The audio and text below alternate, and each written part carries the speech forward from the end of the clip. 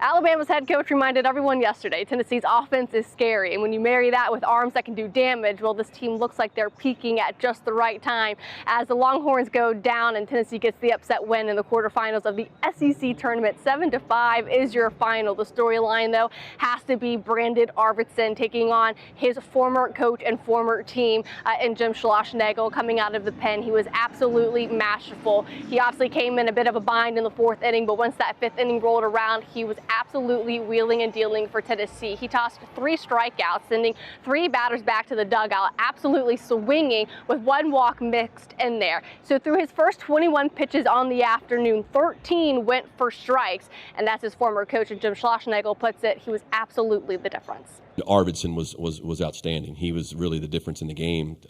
Stretched, through 85 pitches, punched out 9, walked 1. Brandon was on our team at A&M a couple years ago. And it was funny, later in the press conference, Gavin Keelan kind of had a funny comment about how he can't even really get contact on those types of pitches from Brandon Arvidson. And of course, he had the massive solo home run to keep the game alive for Tennessee as well.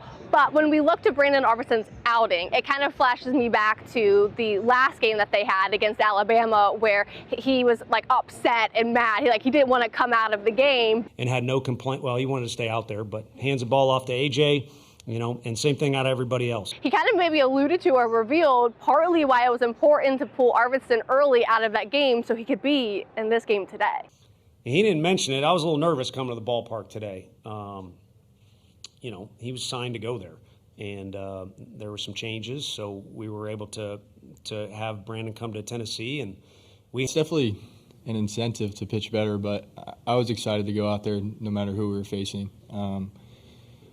But, the curveball was really working today. I felt like I could throw it anywhere in the fastball command. And, of course, Arvidson knew everything that was on the line, the matchups, the storylines, everything that went into it. And maybe it added a little bit of incentive and motivation for him, but he was still going to go out there and perform to try and get Tennessee back into the semifinals. And for Tony Vitello, he revealed that he was a little nervous coming into this game because of those types of storylines.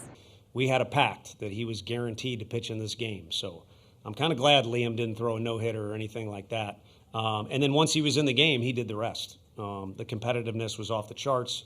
And again, like a lot of guys, more reps, there seems to be some improvement. It's important to make the right decisions, like when to go for it on 4th down, or when to kick the field goal or go for the touchdown.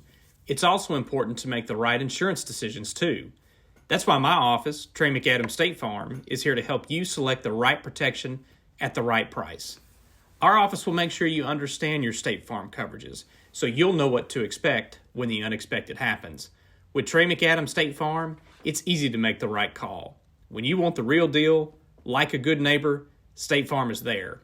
Proud sponsor of the Tennessee Vols. And then you look to the bottom of the 7th and 8th innings for Brandon Arvidson, and it was 3 up, 3 down. Mixed within that were multiple strikeouts, and it kind of reminds us back to an earlier part of the show where we were talking about the strikes to total pitches. That ratio continued much through this game, where he was at 66 total pitches, 47 went for strikes, and his ability to have a masterful performance in this game, you could see it in the final few games that he had in the regular season, that he was working up to a performance such as this. But even if you flash back the other year, playing for a different coach, even he noticed that through injury, this type of production was almost destined. He was pretty banged up. If I remember right, he had a bad back. He had a lot of health issues and could never really get going.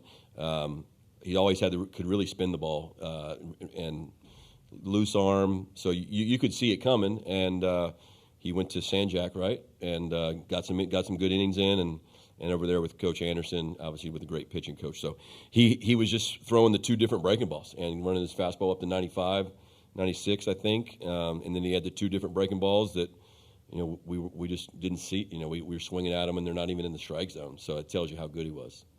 Yeah, those nerves are probably quickly relaxed with the way that Brandon Arvidson was commanding on the mound today for Tennessee as they take down the Texas Longhorns and they get ready to pursue yet another SEC title to defend the one that they got last year. But we'll be back tomorrow with much more on Tennessee baseball and Sophia Nugent for the Lady Vols as they start their Super Regionals run.